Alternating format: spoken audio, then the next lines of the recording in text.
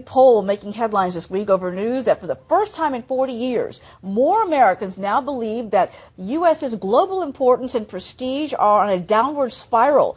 And there's a growing feeling that America should mind its own business abroad. That's not all. A whopping 70% in the Pew Research Survey believe the U.S. is less respected than it was in the past. Joining us now for more on the impact of this survey at a time when the public remains divided over whether the U.S. should take the lead on the world stage, Fox News contributor and former presidential candidate Herman Cain. Mr. Cain, thank you so much for joining us today. Great to have you here. Hello, Emma. Thank you. Happy to be with you. Well, judging by the survey, Americans seem to be less interested in U.S. engagement than at any other time over the last half century. The poll found an all-time low in public support for an active U.S. foreign policy and a growing desire to take a lower profile in the international arena. What do you make of this trend? 3 words: lack of trust. For the last 3 years, this administration and this president in particular have not shown the rest of the world that we can be trusted.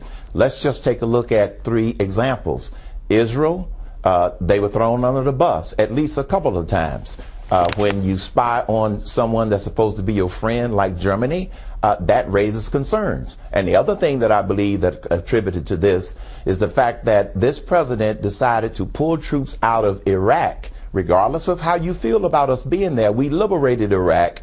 But if you pull out too soon, that void is going to be filled by the same element that we went in there to destroy. So it's lack of trust that I believe that's causing Americans to feel that we are not as well respected, and in fact, we are not. Well, you know, when the president campaigned for the White House back in 2008, he emphasized a foreign policy strategy that was aimed at rebuilding alliances damaged by the wars in Iraq and Afghanistan. But this poll is showing that Obama's approval ratings for his handling of foreign policy so far has dropped big time, with a 56% disapproval rating. What's the impact that this is going to have now on the world stage? Well, I think on the world stage, it's just going to mean that it's going to be more difficult for us to create meaningful relationships with other countries going forward.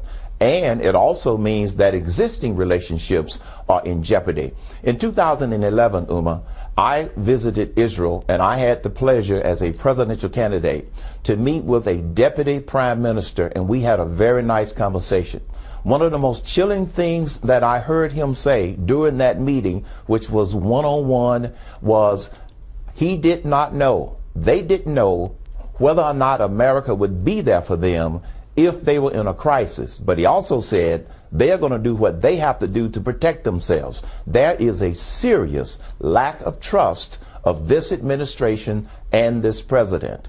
Well, let me ask you really quickly, though. Do you think America's skepticism on foreign policy is due in part to other situations like the handling of the crisis in Benghazi, or are people just simply experiencing war fatigue?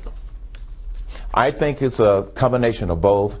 The way that the situation in Benghazi, the way the situation's been handled in Libya and a lot of other places, the way the situation's been handled in Syria, it did not say that this administration had a good grasp of it or that it even had a clear foreign policy. That contributes to it. And then when you add that against all of the uncertainty back here at home that the American people are not only seeing but experiencing in things like Obamacare, which I'm sure that you've covered a lot on your show, it causes the American people to not to be comfortable with the leadership that we have right now. Well, there's also a growing sense of isolationism that's we're seeing from this poll. And when you were mentioning Obamacare and other domestic issues, do you think the problems of a tough economy here at home is one reason why Americans are fed up with the lack of real progress about solving our domestic challenges? Is that why people are turning away from supporting major foreign policy moves right now?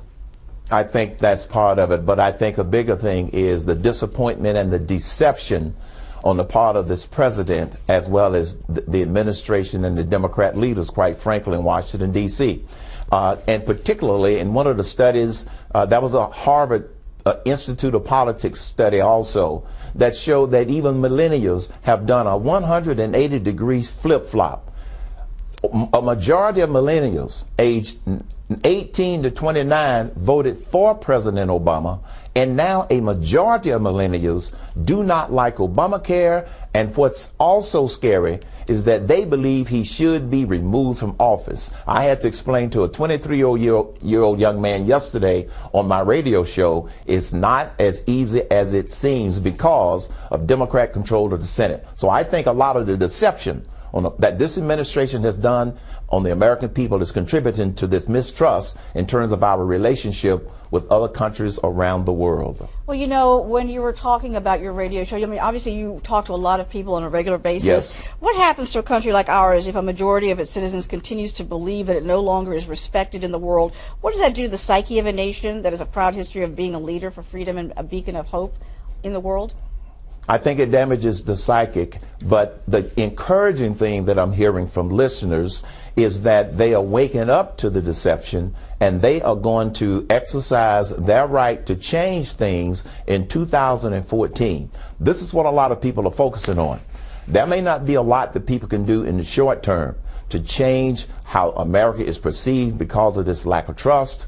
There's not a lot that the voters can do in the short term to turn this struggling economy around, even though we are continuing to be told that it is doing well. And there's not a lot that people can do in the short term to minimize the negative impact of Obamacare. But people are focusing on the November 2014 elections because they are not stupid. I hear it every day on my radio show. All right, Herman Cain, always a pleasure to have you on. Thank you so much for joining us today with your insights. Appreciate it. Happy to be here. Thanks, Uma. Take care.